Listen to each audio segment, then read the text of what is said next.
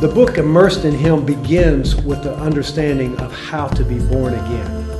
That's been a buzzword in the evangelical churches for so many years.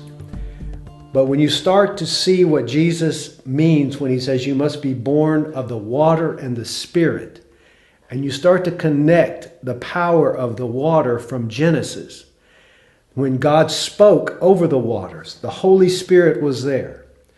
Jesus represents the spiritual waters. Jesus is the living water. You see that in the Gospel of John.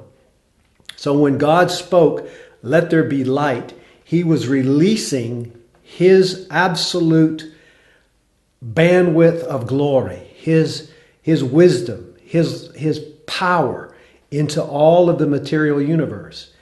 And by speaking over the waters through the Holy Spirit, he was giving us a design of being born again.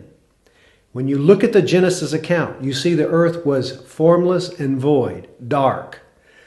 When God spoke, he took that void, that formless, empty space, and created the magnificent planet that we live on. That is what born again is in your spirit. When you're born again of the water and the Spirit, the way Jesus described it to Nicodemus, you become a new creation. That formless, void spirit that's laying dormant inside of you is awakened to the power and the majestic glory that God designed for every human being. And when your spirit is awakened and you are born again, truly born again, your character needs to be infilled and immersed into that living water. So the next step, once that born again experience happens, is to be baptized. When Jesus came to the River Jordan, John said, "I have need to be baptized of you." Jesus said, "To complete my mission and all the righteousness that I've come to fulfill, you need to baptize me." So you see the picture of John, who, by the way, when you read Luke, the 2nd chapter, you see that he was filled with the Holy Spirit in the womb of his mother. He is able to baptize Jesus, who is the living water, in the River Jordan. The book goes into great detail explaining that dynamic. What looks in the material world is totally different than what's happening in the spiritual realm. And the book describes what I understood from those pages in the scriptures. Jesus goes into the River Jordan as the living water, comes up fulfilling all righteousness, which was spoken of by the prophets, comes out of the water, the heavens open, and everyone hears, "This is my beloved Son, in whom I am well pleased." Now, Jesus never told the devil he was the Son of God. The devil knew he was the Son of God because he certainly heard God pronounce that to Jesus after his baptism. That was the first place. So the sonship was now completed in Jesus because of his act of submission and being baptized in the waters. When you're born again, according to the scriptures, the way Jesus explains it to Nicodemus, the next step is to be baptized.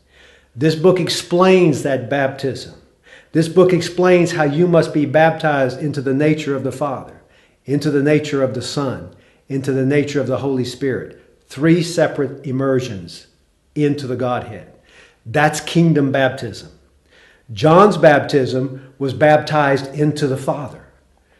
That's the transfer. That was a transition from the Old Testament baptism into the kingdom baptism. Because the priest in Moses' time washed their garments. They washed themselves. That was a form of baptism. But what Jesus came to bring was a total different understanding, the kingdom baptism, because he preached the kingdom.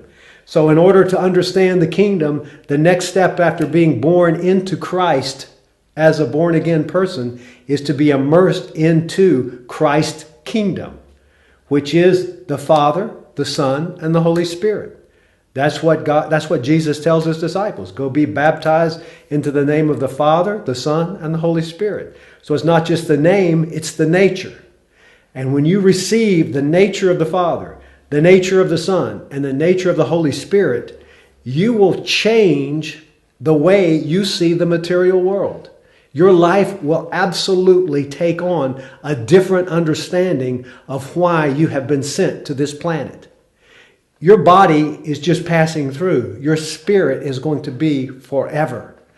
And what you do in this body needs the power of the Holy Spirit to protect you, to give you divine health, to give you absolute revelation and understanding, and to lead you into all truth. So being immersed into the Holy Spirit is more than just speaking in tongues. It's carrying the mentality and the understanding of what you have been assigned for and giving you the power to complete that assignment. Your soul is immersed into Christ. Who has the mind of Christ is not of this world. He has the understanding to overcome the things of this world. And being immersed into the Father gives you that understanding that you are to be the father of generations to come. You understand what it means to father and disciple the generations to come. So this complete baptism that's designed for you is explained in great detail in this book. If you don't ever read another book about your baptism and about being born again, read this book. Thank you.